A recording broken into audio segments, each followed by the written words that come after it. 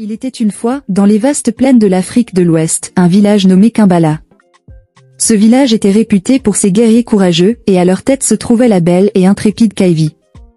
Avec sa tête rasée brillant sous le soleil et ses yeux perçants comme l'aigle, Kaivi inspirait respect et admiration. Elle était non seulement la chef du village mais aussi son bouclier et son épée contre les menaces extérieures. Un matin, alors que les premiers rayons du soleil caressaient les toits de chaume du village, un messager arriva en hâte. « Princesse ! Princesse !» cria-t-il. « Les envahisseurs sont en route. Ils viennent pour s'emparer de nos terres et de nos richesses. Ils sont très nombreux, c'est les Mambara. Ils sont en chemin. » Kaivi se redressa immédiatement. Elle savait que ces envahisseurs, une tribu de guerriers féroces appelés les Mambara, n'étaient pas des adversaires à prendre à la légère. Sans perdre une seconde, elle réunit les anciens du village et convoqua son conseil de guerre. « Bienvenue à tous. Nous sommes menacés. Les Mambara se dirigent vers Kimbala. Ils pensent se saisir de nos terres, comme ils le font avec les villages voisins. Mais les habitants de Kimbala sont différents. Nous défendons la terre de nos aïeuls. Nous devons nous préparer, dit-elle avec une voix ferme mais rassurante.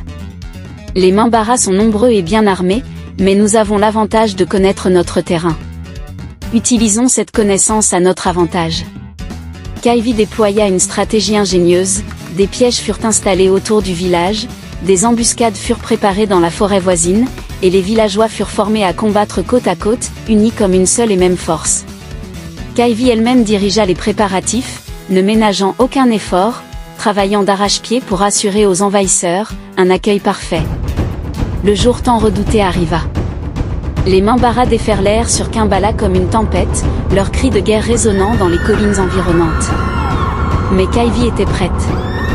Elle se tenait fièrement à l'entrée du village, sa lance en main, son visage serein mais déterminé.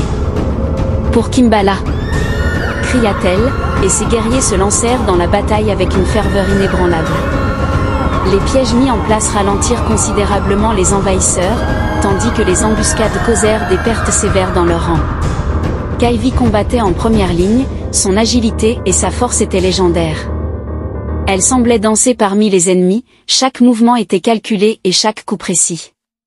Elle ne faisait rien au hasard. Le combat fit rage pendant des heures, les Mambara, malgré leur détermination, étaient considérablement affectés par les innombrables pertes subies. Ils étaient épuisés et désorientés. Ils commencèrent à battre en retraite. Kaivi et sa troupe étaient trop farouches pour eux. Mis en déroute, les Mambara furent poursuivis jusqu'à la lisière de la forêt, par les guerriers de Kimbala, conduits par leur chef, s'assurant qu'ils ne reviennent jamais. Après la débandade des envahisseurs, Kaivi leva sa lance en signe de victoire. Les villageois criaient en chœur « Vive la princesse Kaivi !» Et ils acclamèrent leur chef avec des cris de joie et de gratitude. Ce jour-là, elle avait non seulement défendu leur terre mais aussi montré que le courage, la stratégie et l'unité étaient les plus puissantes des armes.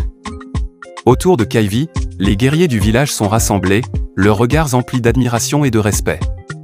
Ils ont encore combattu à ses côtés comme à toutes les occasions où El Kimbala s'est fait attaquer, ils la portaient en triomphe. Leurs chants résonnaient dans l'air chaud, célébrant la victoire et la force de leur héroïne.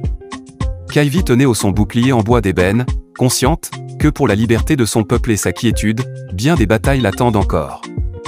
Mais sa bravoure et sa détermination, ainsi que la loyauté de ses hommes et l'amour pour leur héritage comme homme, Kimbala, leur fera mettre en déroute tout envahisseur. Grâce à Kaivi, le village de Kimbala fut sauvé. Son histoire, marquée par le courage, la stratégie et l'unité, devint une légende transmise de génération en génération.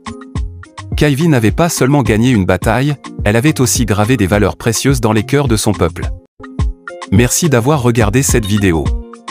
Si vous avez aimé l'histoire de Kaivi, abonnez-vous et laissez un commentaire. À bientôt pour d'autres légendes inspirantes.